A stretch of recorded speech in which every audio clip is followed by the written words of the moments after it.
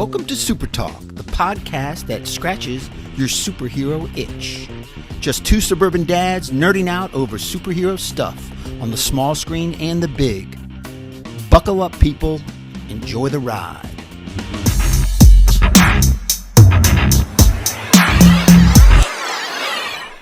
All right. Episode 47. Hello, YouTube. We are going to get it going. Professor, as always, are you ready? Yes, sir. In 3. Welcome to Super Talk, the weekly podcast dedicated to news and reviews of comic book media on the big and small screen. This is episode number 47, and I'm your host, Brian Professor Pettis, and with me, as always, is my illustrious co-host, Titanium Tony Estrella. Titanium. Professor, We're how back. are you? We're back. How are you? I'm doing great, and I think we'd be remiss if we didn't mention the wonderful situation we had yesterday with the celebration of life you had for your father, Miguel. Yeah, I'd like to dedicate this episode to him. I think I'm ready for it. Yeah. I think I wasn't ready when he passed. It took a while. It's been some time. I've had some closure today. We actually scattered some of his ashes on my brother. I had an older brother that passed away from leukemia. We scattered his ashes on his grave today, so a little part of him was with Awesome. him. Yeah, it was good stuff. The event yesterday was great. Just a bunch you. of friends, family, ex-co-workers. A lot of people had a lot of great things to say about your father, who was like fun stories. The biggest character and biggest personality that anybody probably ever knew in their lives, and that was evident during that whole time yesterday. Nice I got to talk to a lot of people. Yeah. So yeah, it was great to see your brothers there. Thanks for you and Betsy coming. That was meant a lot to our us. pleasure, of course. And the professor made a homemade Cuban con leche cake that was absolutely outstanding. It was out of this world, brother. That was thank you for that. Hey, you got to represent the Latino community a little bit. So. Oh, it was con leche. I mean, that was special. You made it to Tres perfection. Leches cake. You guys ever Tres had Leches. it? It's pretty good. But that was awesome yesterday. What did I say? Con leche, Tres Leche. Con leche is the coffee, man. Cafe con leche. Yeah. Oh, that was good too. Down in Key West, we had those woo. Cuban. Every cafe morning con we have the con leche. Except for they weren't open on Sunday. We were so disappointed. We're like, what? They're not open on Sunday? It's crazy. But thank you for the cake. It was awesome. Homemade. No, it was a great event, and I'm glad we could be here to support you and your family. It was, your father was a huge personality and a little body, but he was, and he'll be very missed. But hey, the one thing I'll tell you is, I think all of us can only hope that we leave the world a better place than it was when we came in. Yep. And I know your father did that with the way that he impacted the people that were around him and in his life. And the best thing that we can usually do is leave a legacy. And you and your brothers and all of the grandchildren that he left behind are a great legacy. So he's got a lot to be proud of. Thank you. Yeah. Kind words. Thank you very much. It meant a lot that you guys were there, and the support was overwhelming. But yeah, he was a character and bigger than life type of personality, and left his mark. We could do a whole episode on your father. Like literally, I mean, your dad. I mean, geez, I literally, I don't think there was enough time to tell all the stories yesterday. But it was great. So we're happy to be there. So we're gonna move on to what we do best and talk about superheroes. Exactly. So let's. Well, before we get started, let's thank the patrons. These are the listeners that bring the show to you. Patreon.com/supertalk. These listeners have said, hey, we're willing to donate $1 every time these guys put together an episode, and hey, we'll help support the show. So if you want to be part of this, now's the time to do it. We're going to be doing a big giveaway at our anniversary episode. And so, hey, you feel like you want to sign up, become a patron, do it now. It'd be great, and we'd really appreciate it. So patreon.com/supertalk. Yeah, I won't be disappointed, boys and squirrels and boys. All right, well, here we go. Let's get into it. Big episode this week. We got a brand new show on Disney Plus this week, so we'll get into the reviews section. And of course, we're going to be talking about Hawkeye on Disney Plus. They dropped the first 2 episodes this past Wednesday, day before Thanksgiving.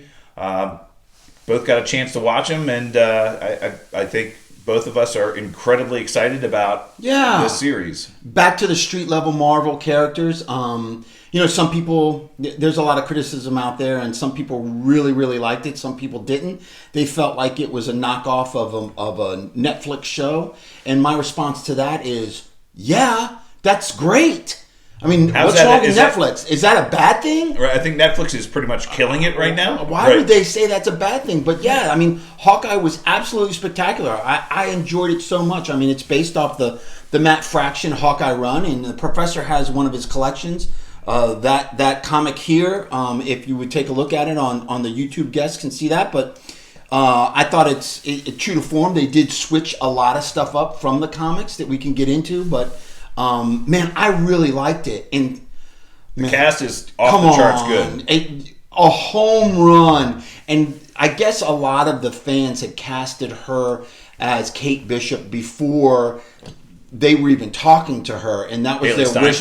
Haley Steinfeld. To cast her as Kate Bishop was an absolute. She's wonderful in this.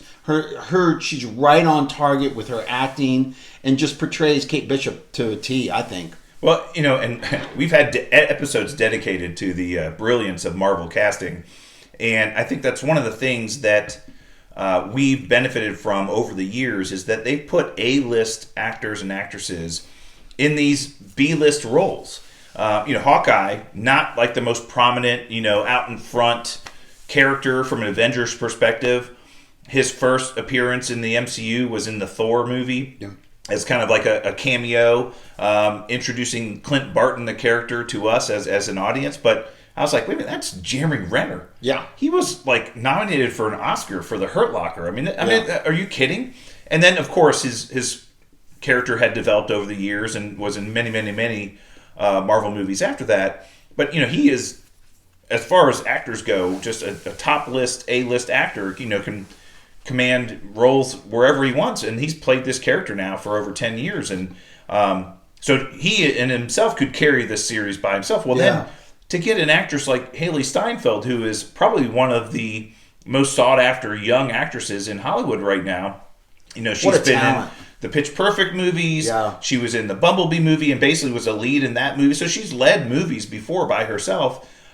It was clear to me in the first 20 minutes of the first episode how prominent and prevalent her role in this show is going to be, and how much they gave her as far as, hey, we want you to be one of the lead actresses in this show, and was phenomenal. Fantastic. Yeah, this is clearly her show. I mean, it's called Hawkeye, and Jeremy has a large part of it. He has to bring in his character from the Avengers. But, I mean, it is her show. It's very clear. And she wears it well.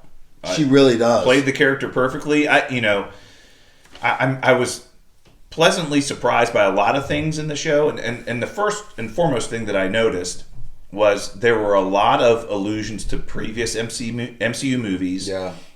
They started off the first episode with kind of a flashback, kind of showing her history, growing up as a child in New York City to a very wealthy family, living in a house, or I don't know if it's a condo, whatever they call it, where the big place that they were living in New York.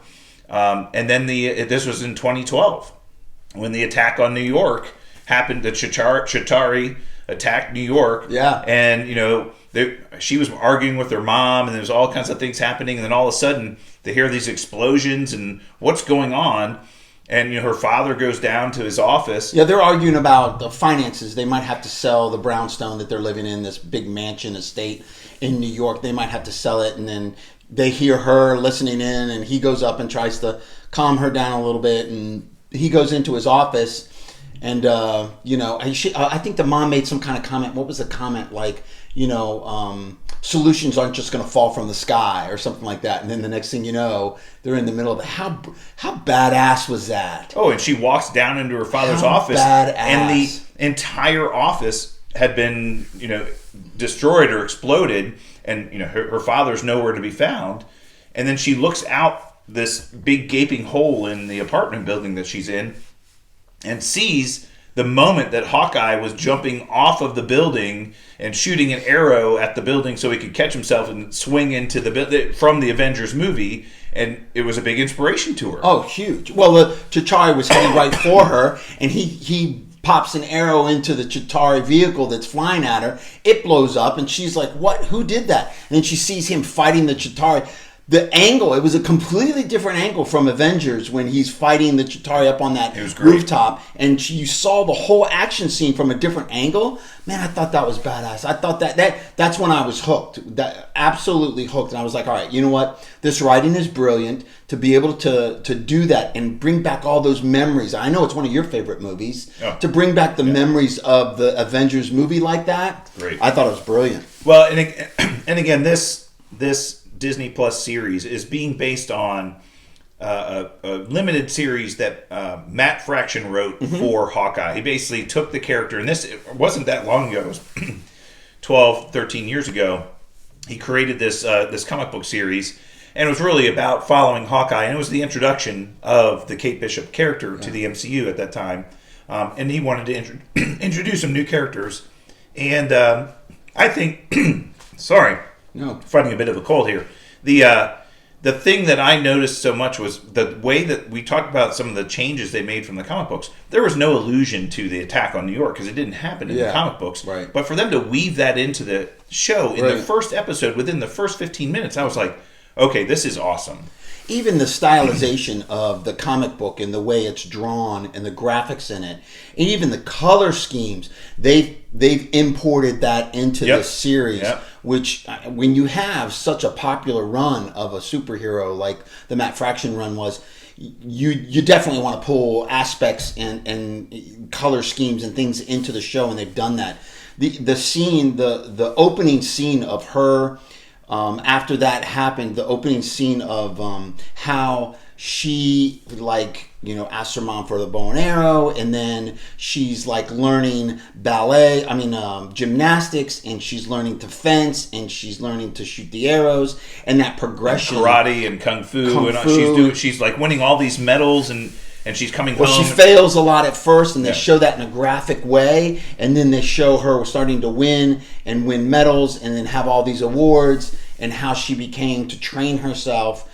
I thought it was a great, great introduction and origin story of one of the young Avengers, a great character, right? Yeah, and then we got a scene of her in college. I believe she's in college, and I guess a couple of her friends had kind of dared her to do a couple of things, and she was going to ring the school bell with an arrow, right? Some school in New York, some school, I believe it was called the Stance University, or the Stance Tower or something. Yeah. And she shoots an arrow at the bell that has a tennis ball on it, and it rings the bell and kind of barely hear it. And she's like, yeah, that wasn't very good. She said, hold on a second. And we've seen the scene in the trailer before where she fashions an arrow that can actually catch the rope that rings the bell, swing it, and it actually does so. Well, it happens to bring the entire bell tower down, and then she comes home and come to find out that she had wrecked the whole bell tower, and her mom has to pay for it and all this other stuff. So, but that's kind of how she comes back into town.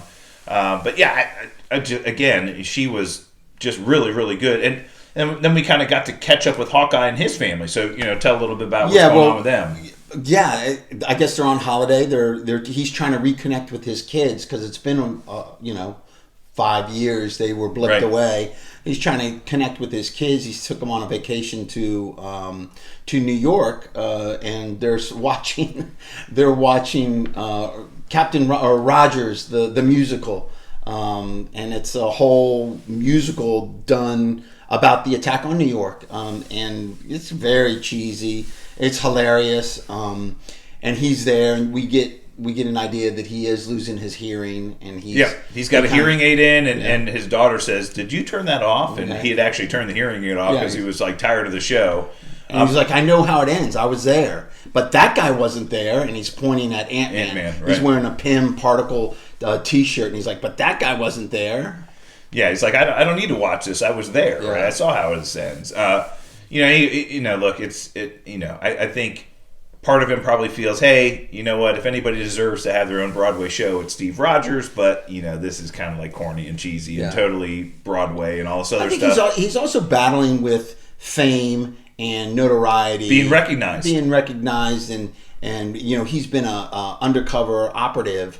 and a spy for so many years, and this kind of assassin. And now he's for known years. as an Avenger. And now he's known as an Avenger, and he's got a lot of attention on him, and you can see that conflict within him, which I think was great that they. Well, he goes into the bathroom, and guy's like, "Hey, man, you gotta," he's taking a piss, and he's like, "Hey, you got a chance for a selfie? My son would just love it." And he's like, "Now's not a good time." And he's washing his hands. The guy walks up to him again. "Is now a good time?" And it's like, God, give me a break, right? And then they go to a Chinese restaurant and have dinner together, and they're all laughing and having fun with the kids. And then the waiter comes up and says, "Oh, no.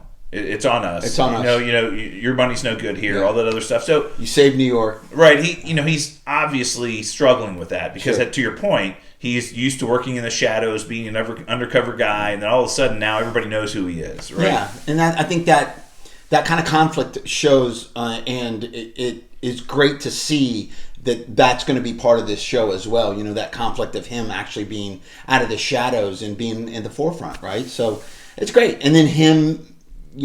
Seen on television with his kids, somebody's wearing. Well, let's talk about that. So let's talk about Kate Bishop's family. So her father, theoretically was killed. Well, they had a funeral for him, so we know that he died, supposedly. We know that he died supposedly. And in the comic book, it was quite different, wasn't it? Yeah, the mother died. The mother died. So that was one of the big differences in the comic books is that. She was a member of a wealthy family in New York. Her father was very connected. Somehow was really involved with the kind of the organized crime in New York City that she didn't know about at the time. But her mother was the one that died. But now they've kind of changed it up, and now it's the father. And of course, you get a big actress like Vera Farmiga, and you're like, hey, she's going to be like the lead in this thing. So the father, in theory, again, has passed. There was a funeral, so that's all we know. Well, who knows if they saw a body or whatever? We don't know any of that. But in the comics, her mother was on a trip and dies, right. And later comes back to be somebody. No? I don't know. Yeah, good question. Madam Mask or Mask, something Mask. Anyway, so she comes back in the comics as a... Yeah, and who knows? Again, the reason why I'm alluding to the fact that her father... body may have never been recovered. I don't know where they're going with that, and they may use that a little bit later. But when she comes home from college, she finds that the house is a little different. There's a bunch of swords all over the place, and she's like, "What's the deal with all the swords?" Yeah. And then somebody comes downstairs, and it's Jack. Yeah, Jack, and you're just like, "Oh, Jack's moved in." Yeah, you guys are living together now. Oh yeah, there's been some changes around here. Her mother says there's been some changes around here. And so she's all put up, aside about that, and they have some big dinner to go to. They're like, "Hey, put your dress on and come to the dinner." And that was really eye-opening. This dinner was basically all the wealthy, most powerful people in New York City at this dinner, and there was some kind of black market auction going on in the basement. Yeah, that was interesting. And Jack's uncle, right? What was his uncle's name? Armand. Yeah. They're related, and Armand was a guy that had Jack is his nephew, right? Had a conversation with Kate Bishop and said, "Oh, you're the Bishop girl, right? Yeah." And you used to come over to my house, and we used to do this and that. So they knew each other. Yeah.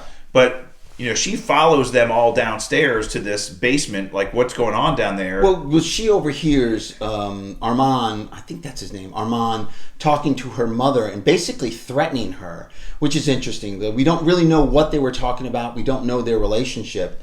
We know his nephew is now engaged, and Armand kind of spilled the beans to Kate about this. Oh, you didn't know they were engaged? Yeah, they're moving in together and they're engaged. And that kind of sets Kate off. She's a little upset that her mother didn't tell her. But then they were arguing for some reason. We don't know why. We don't know why he was threatening her. And then that's when she decided to follow him down to the basement. And Jack shows up, his nephew shows up and sits next to him. And they're starting to bid on certain things, which are kind of sketchy things. Yeah, there was a triceratops skull that they bid on. And it's like... they somebody bid on it. They're like, and you don't know where you got this, right? Mm-hmm. Not for public display. This is for private collections only. Whatever. Collections only. And then they end up bringing out the Ronin costume and the Ronin sword from that Hawkeye had from the Endgame movie, And they said they found it in the wreckage of the Avenger campus. Avenger campus wreckage, right? Yeah. So the sword and the costume were there, and they first auction off the sword, and both Jack and Armand are bidding on it. There's like a bidding war between the two of them, and Armand's like, "How are you going to pay for this?" He's like, "Well, I'll inherit it someday." Right? You know, alluding to the fact that someday I will get your inheritance from you. But Armand ends up winning the auction. But at that time, there's a huge explosion that blows up the wall, and the tracksuit mafia comes in. Yeah. And they're looking for something. We don't know what they're looking for, but they're just like grabbing everything and like, and there's all this disarray. Well, Kate Bishop takes this as an opportunity. She's like, hey, I need to do something. And she ends up putting the costume on, which is the Ronin costume. Suit.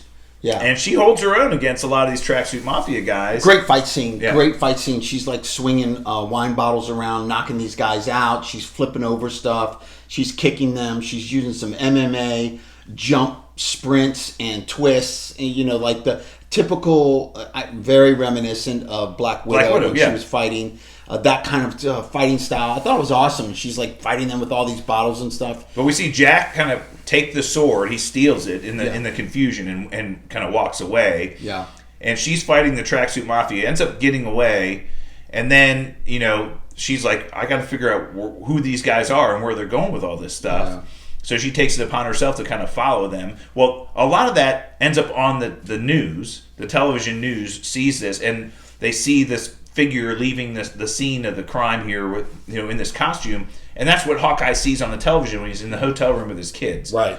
And he's like, somebody is in the Ronin suit, and that's definitely his Ronin suit. He recognizes it, and he now is like, okay, somebody's either picked that up, and I got to go stop it because I started this. Well, the news says this is the suit of the Ronin, the person that basically caused havoc amongst the organized crime community in New York City years ago. And this was the period of time between Infinity War and Endgame, where after the blip, when Hawkeye's whole entire family was blipped away, and he took on the Ronin personality and basically was just like, I'm going to take ass in the organized crime community, and went around the world basically, killing people. And you can hear they know that this is a character that everybody's aware of, and the organized crime community doesn't like this character. No. And he's like, I got to take care of this. Yeah, he's got to tie up some loose ends. I felt like, like he sees that as an opportunity for him to do some right when he did a lot of wrong in that suit.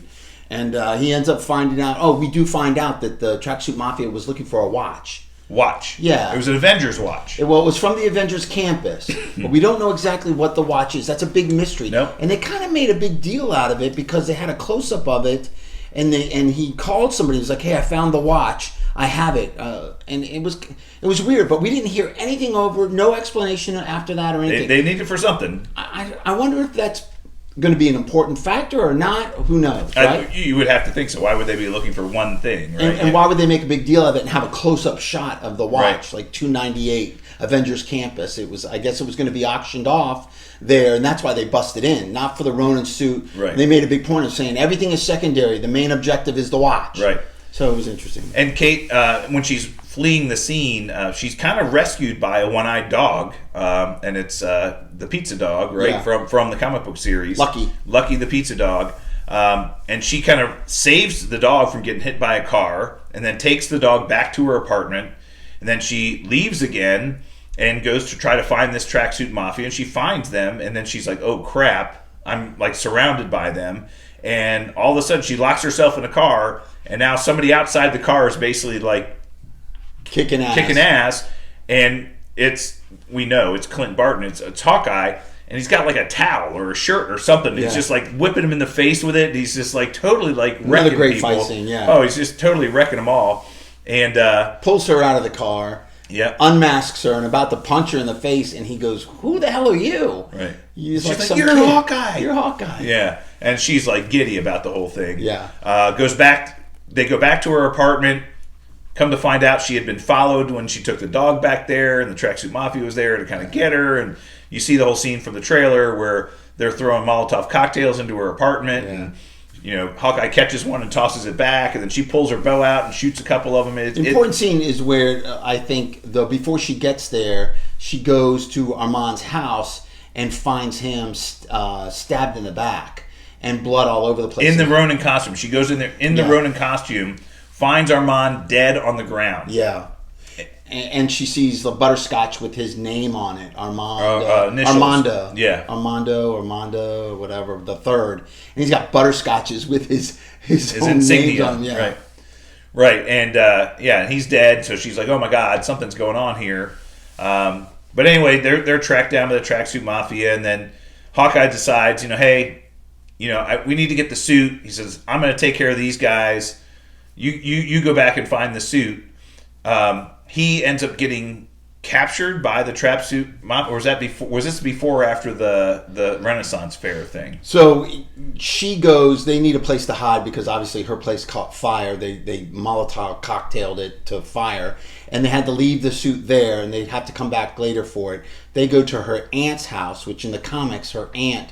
The name of her aunt is this famous movie star that on the West Coast that actually used her mansion to be the West Coast Avengers headquarters at one point, and they made her an honorary Avenger at one point. And anyway, that's her aunt, and she has an apartment there, and they're hiding out there. And he's like asking her, "Is like, did anybody follow you, or do you know any?" And he's kind of mentoring her a little bit about, "Are you okay? You need to take care of your wounds." And she's like, "Ooh, we need stuff." He's like, "Yeah, we need to go get supplies." We need supplies, right? He's Avengers supplies, and next scene is him grabbing Neosporin and some bandages and stuff, and they're trying to patch each other up. And she's like, "You lay low," and he's like, "I can't lay low. I have to go to work. I have to go see my mom." So she's going to head into work, and he's going to go try to find the Ronin suit. And when he's there, he realizes that it's gone. And he's putting some stuff that they go back to her apartment that was on fire. Yes. And he puts on a fireman's uniform, walks through the entire place, doesn't see the costume, but he sees a bunch of firemen there, and on one of the fire trucks is a sticker for kind of like a cosplay Lampard. Lampard. It's like a live action. What's LAMP stand for? Live action. Something. It's like a medieval Renaissance battle festival where you pay and you have certain sword powers fights and everything. Yeah, you drink invisible magic potion. That is a hilarious scene, by the way. Him at the Lampard, kind of exhibition, and him having to engage in that to get to the guy. He goes on social media. He finds those the thing on social media. And one of the guys that took the suit was like, "I got this badass ninja suit I'm wearing this weekend," and so he ends up having to go and negotiate with the guy to get the suit. Oh, it was so funny because he went there and he's like, "I just want to talk to that guy." He's like, No, you can't go talk to him. You got to pay your entry fee and you got to defeat him in battle." And he's like, "Oh my God!" So he walks over there and he's like doing all this stuff, and he's like, "I could take this guy down." And he says, "Look, I'm either going to take the suit from you, or I'm going to knock you out and then take the suit from you." Right? The guy's like, "Oh no!" He says, "You got to give me a little bit." I'll give you the suit. Just let me kill you. Right. He's like, "What?"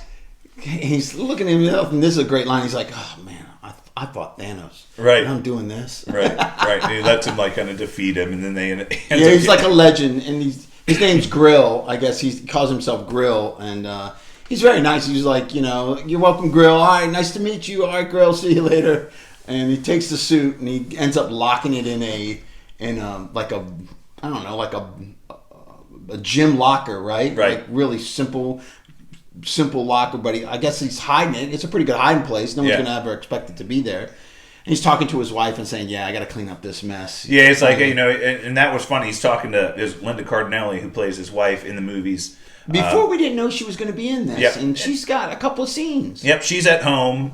She stayed with the kids now, and the kids are now back with her. But he's like, "I'll be home for Christmas. I just got to clean a couple things up. There's some stuff I got to take care of here, but I'll be home." So the mission now, obviously, is for him to clean all this stuff up within the next 4 days, so they can be home for Christmas. He's like, "Yeah, the tracksuit mafia is involved." And she's like, "Oh, those jokers, those clowns, right?" And so he's been involved with them before. She knows exactly who they are. His plan is a catch and release, and his wife goes, "Oh, that was one of Nat's best moves." He's like, "Yeah, catch and release." Yeah, which means he's going to let them catch them, find out all the information he needs, and then blow out. Right, and at the end of the episode, he ends up, confronting them, getting captured by them. He's like, "Oh no, I'm getting captured," right? And so that's we kind of see that he's getting, and then we see a couple of new characters that we know are in the show. Yeah. They're like, he's like, I'm tired of talking to you jokers. He said, just get your boss out here. Get your boss out here. I want to talk to the person and in he charge. thinks somebody is one of the guys sitting there in a trench coat is one of the bosses. In the comic, that guy's name is somebody... The Clown. The Clown, right? But I can't remember the name of the guy. But he plays a very evil... Kazi? Yeah. Kazi the Clown? The Clown, yeah. He plays a really bad, evil guy as the Clown. So I guess he's really not the boss, right? No. He's talking to Victor, which is supposedly the boss, but not really. And then we're introduced to Echo for the first time. And that's who we see at the end of the episode. It's the Echo character. Yeah. She's the one in charge, and they walk in and say, "Hey, he wants to talk to you." So actually, as Kate finds him, she's tracking his phone, and she comes to save him. Her mother. So that was interesting. Her mother owns a security company. Yes. And she's able to use the software at the security company to basically hack into his phone and track him, and that's how she finds him. Yes, so very weird. I can't tell who the protagonist is here. I mean, we know the Tracksuit Mafia are the bad guys, and we've been introduced to Echo, and people lost their mind when she was on screen. They're like, what a badass. I was like, she didn't do anything yet. Right. Like, we haven't even really seen the character or been introduced to the character. We just kind of saw her. We don't know who she is or what she's all about. People were losing their mind, like, oh. So I told you, I'm very skeptical that she got her own show. I can't wait to see how they develop her because I'm excited about it. I really am. I think she's a tremendous actress, and I hope it lives up to my expectations, but it's got to be big. So that's just one thing. But so far, I think Jack, we assume that Jack is the bad guy. We assume he's the one that killed Armand. His uncle. We killed his uncle, and we know he plays the swordsman. We get into that a little bit later, obviously, but we know that he is. And I'm not really sure. Well, there's that one scene in the show where Kate obviously doesn't trust him. She obviously doesn't think something's up. Right? She knows, and they're having a conversation back in the apartment, and she's like, "Oh, I've got a bunch of fencing trophies and medals in my closet, and you got a bunch of swords around here. Obviously, you know what you're doing. Let's see what you got." And they both put on these fencing outfits. She pushes his buttons, and he's like, all right, I get it. She puts on her fencing outfit, and he puts on his, and they're now having a fencing battle. And she, points him like twice, and she's like, stop letting me win. Yeah, she knows. She's like, you're doing this on purpose. You're not even trying. Stop doing this. Yeah. And eventually, she puts her guard down, and then she's like swings at his face, and the guy Jack completely disarms her, and the sword's out of her hands in like 2 seconds. Without even looking at her. Right. And her mom's like, what are you doing? And she's like, I knew he was going to parry. I knew it. I knew this guy was not. She's like, he's totally pretending to be somebody he's not. Yeah. And again, we as comic book fans know that Jack is playing Jacques Decanese. He's the swordsman in the comics. In the comic books, yeah. Yeah, Tony Dalton, a Mexican actor, is actually playing this character. Yeah, but Jacques Duquesne. Boy, does he look the part, doesn't he? He does. He's perfect. He's perfect. So again, that's why all the swords are around the house and everything. He's and we'll get into that character a little bit, and that's our topic of the week this week. But there's something up with him. Again, the theory is that he's the one that killed his uncle Armand, so they could get the inheritance. And the other thing, what's her mom into? She's obviously tied into some stuff that's not on the up and up. She's obviously connected. She had a big argument with Armand. There's a lot of things, and she's maintained the family's wealth at a pretty high level since the father's been gone. Somehow, some way, she's done that. Yeah. So, what's going on there? Very interesting. I can't figure it out yet. I can speculate. Let's hope not, because it's so early, right? Very early. So, there's something up with the mom. Is she just a mom? Maybe. Is Jack the real bad guy, the real protagonist? Maybe.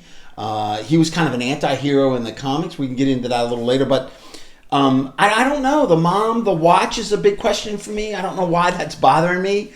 And the mom is another big if. But who killed the who's uncle? In charge of the Tracksuit Mafia? Who sent them on this mission? Who's the one that told them to get the watch?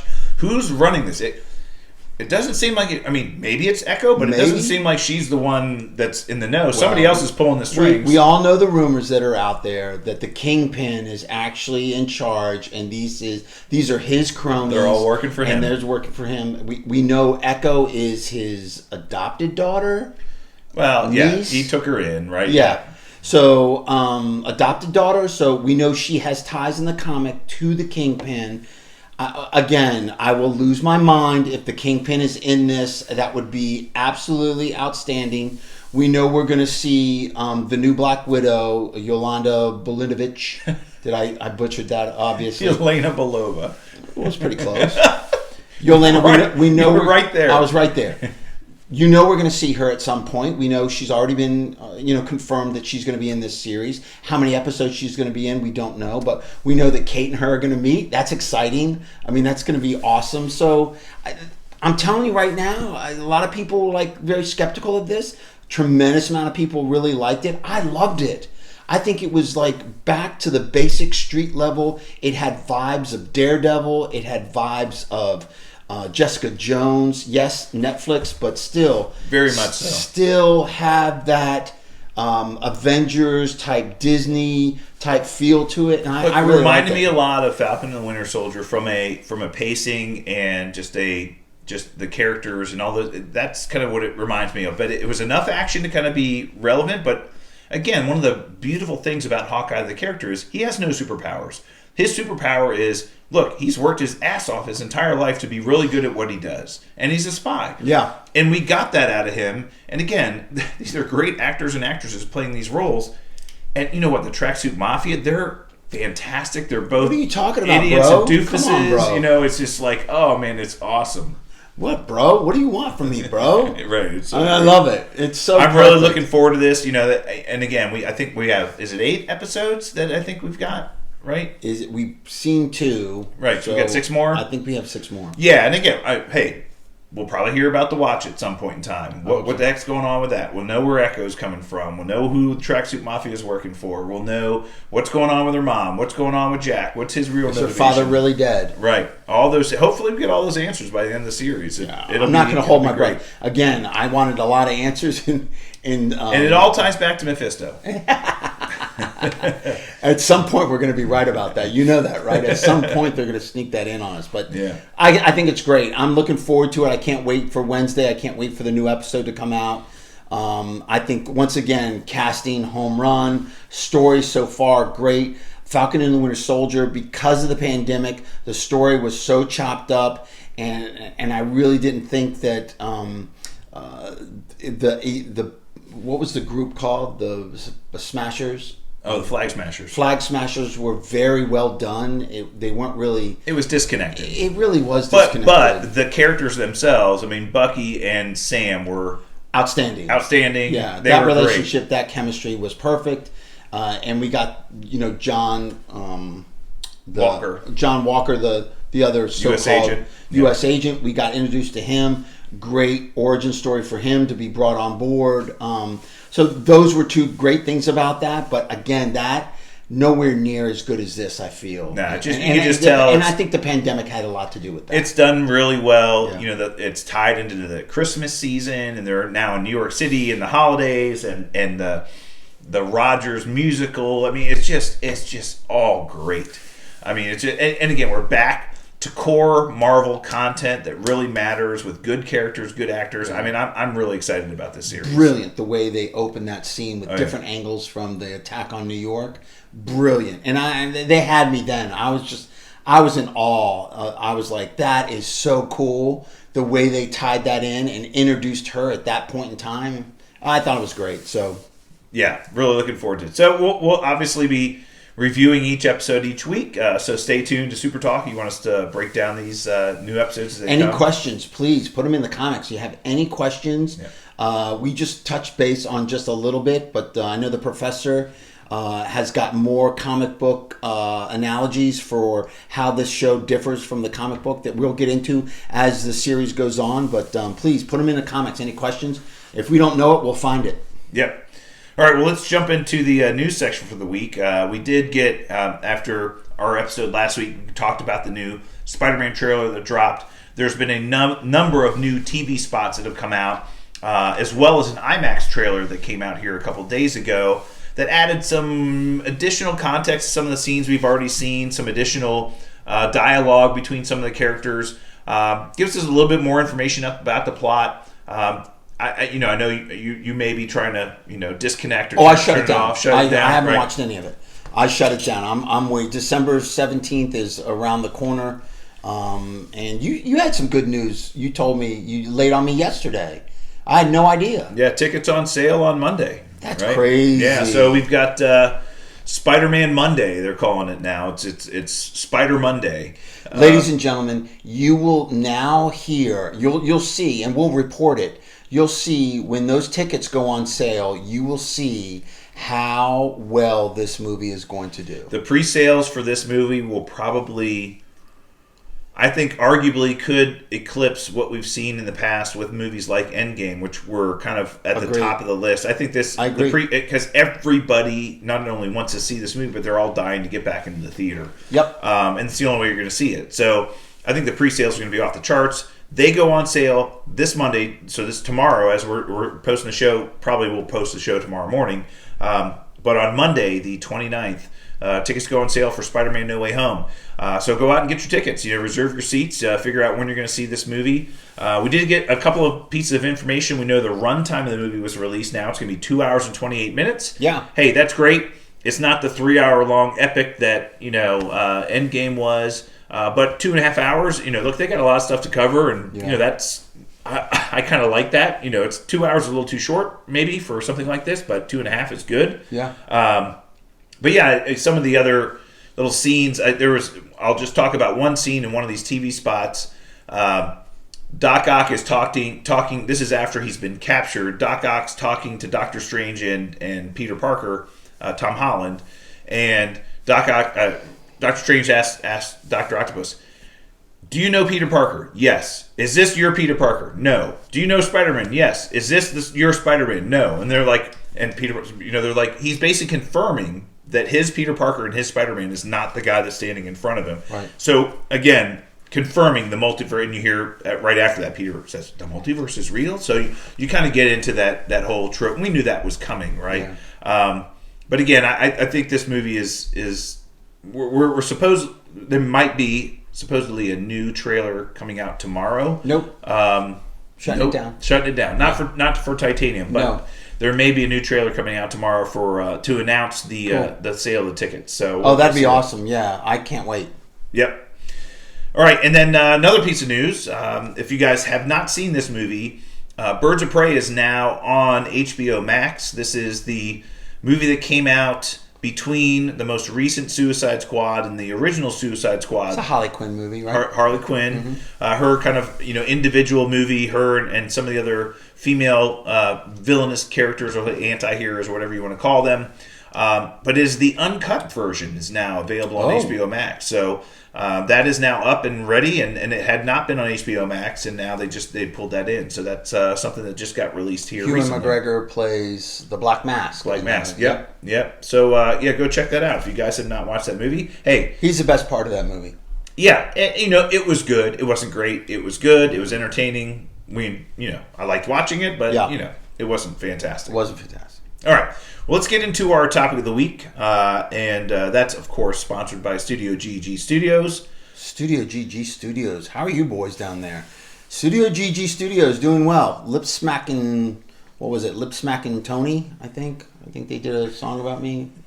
I saw a clip of a video. It was ridiculous. I had to try to shut it down, but... Well, hopefully we're getting some new content from the guys over at Studio G here soon. Yep, so, Studio's being put back together. Hopefully they... as we've been reporting every week, they had some water damage, and I think I've shown a couple of pictures of it on our YouTube show. But yeah, they had some water damage, but it's all settled now. It's all done. The sump pumps are in, and the epoxy flooring's in, so it's coming along. So all Studio GG Studios, home of the man band, corner of the cob. Well, they're bringing our top of the week this week, and that's who is the Swordsman? So we talked about the character Jack in the Hawkeye series. Based on an actual comic book character who was not in the Matt Fraction comic book. This is not somebody who was in the comic book series, not somebody that was ever featured in that. So this is a new introduction that they're bringing into this. And I actually am hopeful that they're going to be true to the comics here when they kind of bring this character in, and hopefully we'll see some of this. And he has ties to Hawkeye. Oh, yeah. Yeah. Big time. Yeah. And maybe that's the reason they did this. So that's what I'm kind of looking forward to. So Jack Duquesne. So it's in the comic books. He's French. It's Jacques Duquesne. Yeah.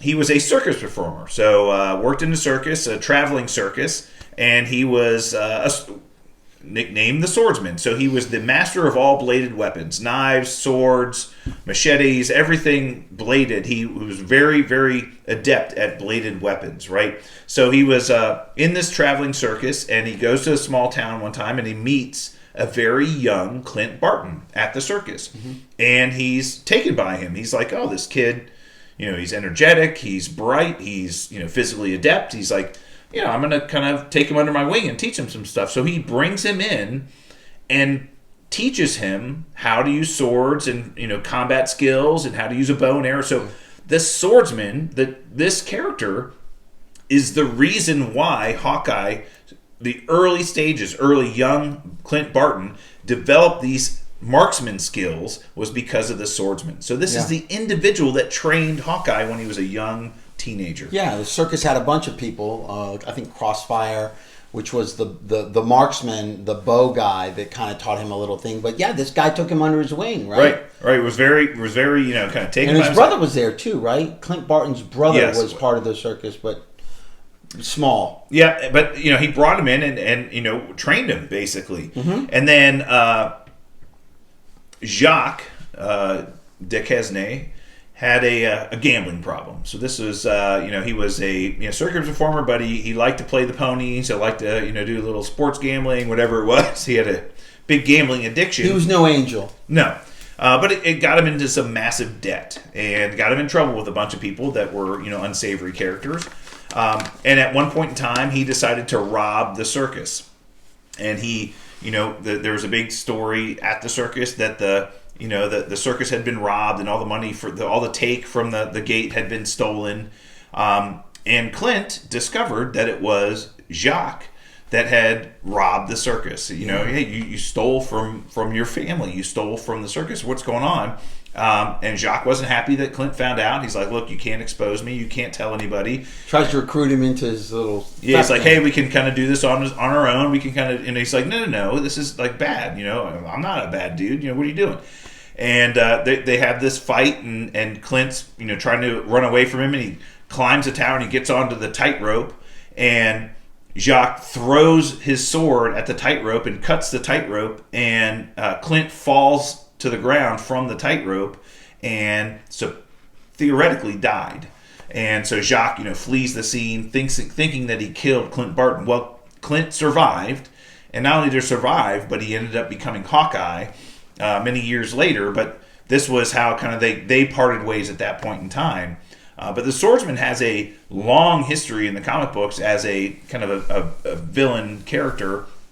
At one anti-hero, right? Well, I wouldn't call him an anti-hero. He's always kind of been a dirtbag. Yeah. But he was at one point in time recruited into the Avengers. So the Mandarin, who was trying to get Iron Man, recruited him and said, hey, I want you to join the Avengers. Infiltrate, I want you to infiltrate the Avengers on my behalf. And he made him a special sword, right? Yeah, he did. But he sent a fake message to the Avengers from Iron Man telling the Avengers, hey, there's this guy showing up and you should bring him in. He's a really talented swordsman and I think he'd be a great addition to the Avengers. It was supposedly from Iron Man, but it wasn't. It was from the Mandarin. So Swordsman ends up coming into the Avengers, spent some time with the team. As a matter of fact, had a crush on the Scarlet Witch and, was kind of hitting on her a little bit. But then evidently he gets outed. We find out that he's not, and on the up and up, and he gets discovered. All that other stuff happens, but has a long history in the comics. But he was a part of the Avengers for a brief period of time. He was. I wouldn't really call him an anti-hero, but he's kind of always been a douchebag, right? Yeah. Kind of a criminal.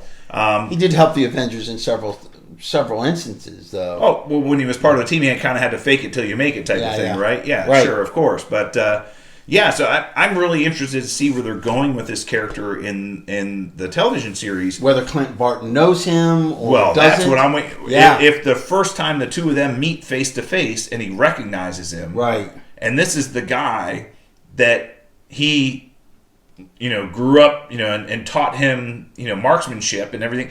I mean, wow, that would be just so awesome. I mean, really, Clint Barton, the character, was in the comics so many, decades before the Matt Fraction run came. And so to tell kind of a Hawkeye origin story within this Hawkeye series using the Swordsman character would be phenomenal. Yeah. I mean, that would be so awesome that eventually we see some flashbacks of the two of them working together and all this other stuff when he was a teenager. I mean, oh my God, that would be so cool. So Yeah. I'm hoping that's where they're going with this. Yeah. That would be great. Even if they don't go with it, he's such a really cool, rich character with that kind of background. And a swordsman, that's so cool. I mean, well, he was... Even if they don't use the comic book version of this, I still think it's going to be a great character. In the comic books, he is... they say that he is a master of all bladed weapons, but he is unparalleled master of all bladed... So theoretically, again, based on the comic book history of this character, he's the best swordsman out there. Like, nobody is better than him. Right. He is the best there ever was. Cool. So, yeah, it would be really cool to see where they're taking this character. Yeah. And really cool to see if they are making these tie-ins. If he does, that would be really telling about Clint Barton's backstory, right? It would be an origin story. You said it. It'd be great. Yeah, that'd be cool. That'd be really cool. All right, well, there's the swordsman. That's pretty cool. Yeah, absolutely. Yeah, maybe next episode we can break down Echo or one of the other characters. Yeah, we'll kind of talk about Echo a little bit. Yeah, that'd be great. Yeah, absolutely. Cool. I don't have any questions of the week. You want to ring the bell and wrap it up? All right, well, that's it for us this week. We'll be back next week for more Super Talk. To get in touch with us on social media, hit us up via email, supertalkpodcast@outlook.com, or at supertalkpod on Twitter. Until then, stay super, everyone. We're out.